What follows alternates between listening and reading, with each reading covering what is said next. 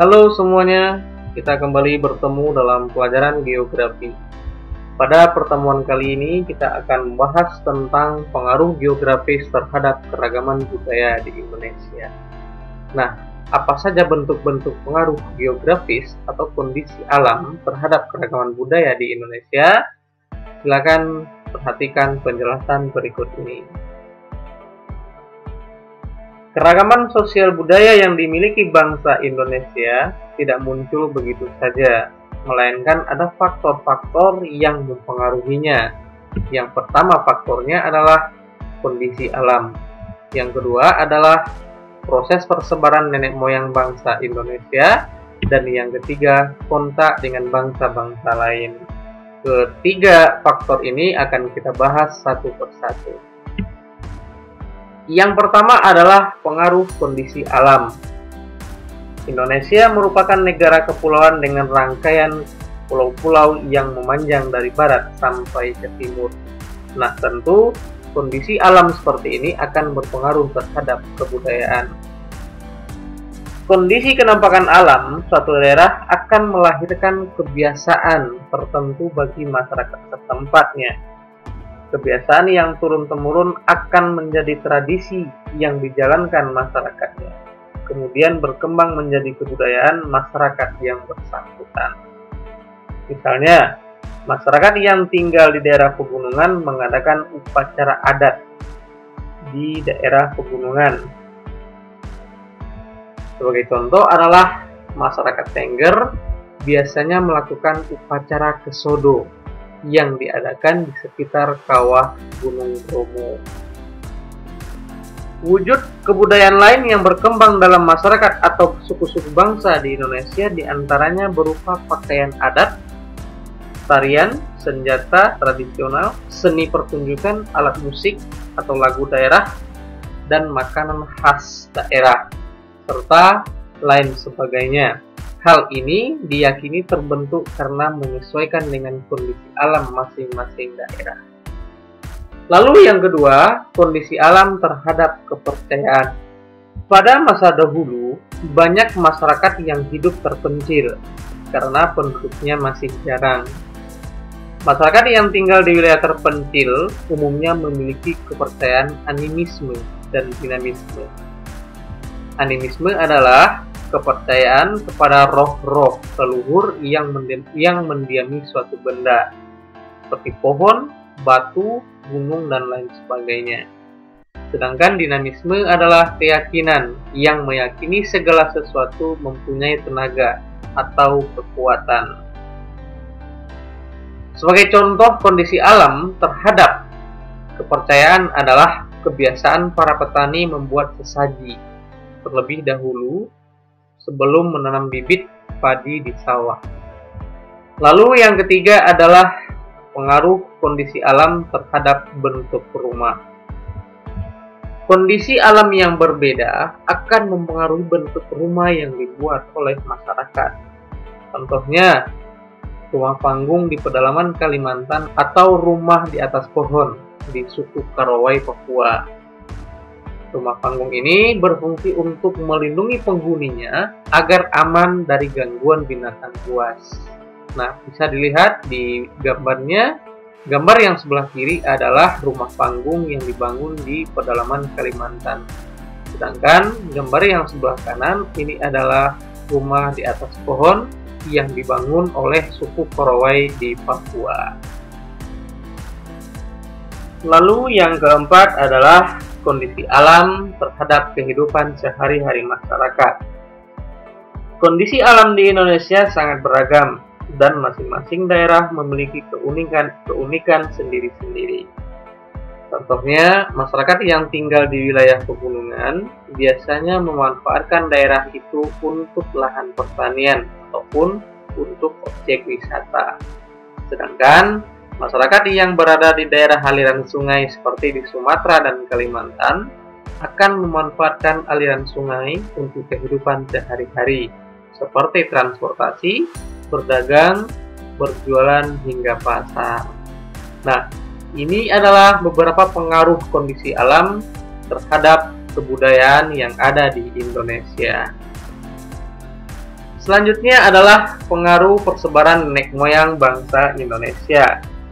Menurut para ahli, nenek moyang bangsa Indonesia secara garis besar dibagi dalam 3 kelompok besar, yaitu ras Austra-Melanozoid, yang kedua bangsa Proto-Melayu, dan yang ketiga bangsa Deutero-Melayu atau Melayu Muda. Yang pertama adalah ras Austra-Melanozoid. Adalah ras penghuni asli Nusantara yang diduga sisa jenis manusia praaksara Homo wajakensis. Mereka menyebar di wilayah timur Indonesia dan menetap di Papua, di Kepulauan Kei, Pulau Seram, dan Sulawesi Selatan. Kemudian yang kedua adalah bangsa Proto-Melayu atau Melayu Tua. Bangsa Proto-Melayu atau Melayu Tua merupakan bangsa pendatang dari Asia yang tiba di Nusantara kira-kira tahun 2000 sebelum Masehi. Arah persebaran bangsa Proto-Melayu tersebut terbagi atas 2 cabang, yaitu cabang yang pertama adalah cabang ras Papua Melanozoid, yaitu arah persebarannya dari Yunan melalui Filipina, kemudian menyebar ke Sulawesi Utara, Maluku, dan bahkan sampai ke Papua. Nah, bisa diperhatikan di sini arah panah yang di sebelah kanan. Sedangkan yang kedua adalah ras Austronesia, yaitu arah persebarannya dimulai dari Yunan, kemudian melewati Selat Malaka atau Malaya, sampai ke Sumatera, Jawa, Nusa Tenggara, dan pulau-pulau lainnya di Indonesia. Selanjutnya adalah bangsa Deutero-Melayu atau Melayu Muda. Bangsa Deutero-Melayu merupakan bangsa pendatang dari Asia yang tiba di Kepulauan Nusantara kira-kira tahun 500 sebelum Masehi.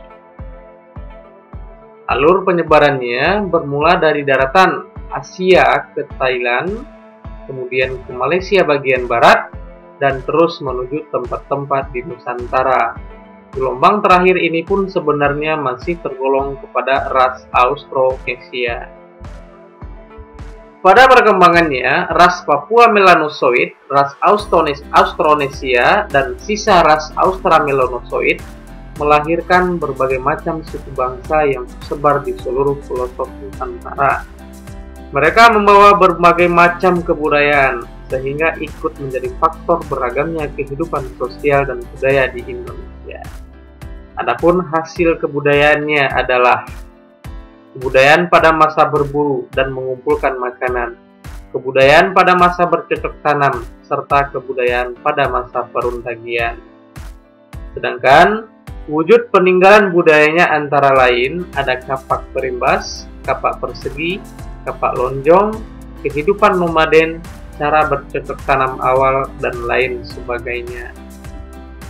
Kemudian faktor yang ketiga adalah pengaruh kontak dengan bangsa-bangsa lain.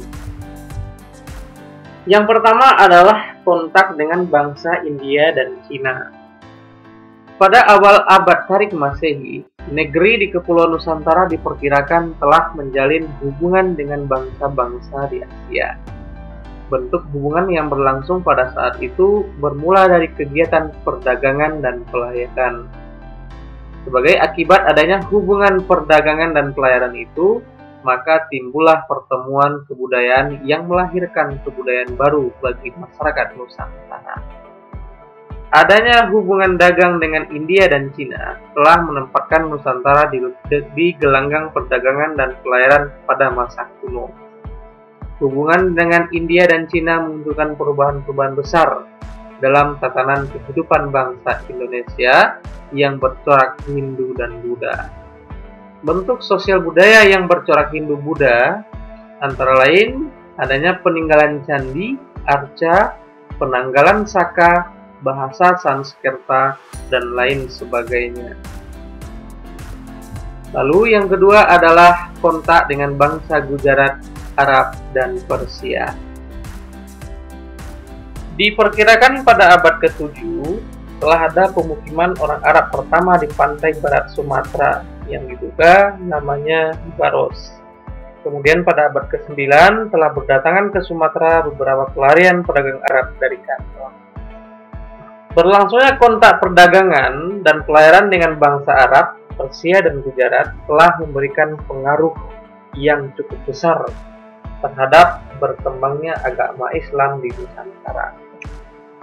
Para pedagang Muslim yang berdatangan ke Nusantara itu tidak saja cakap dalam berdagang, mereka juga ahli dalam bidang pertanian, kesehatan, pemerintahan, strategi peperangan, dan lain sebagainya.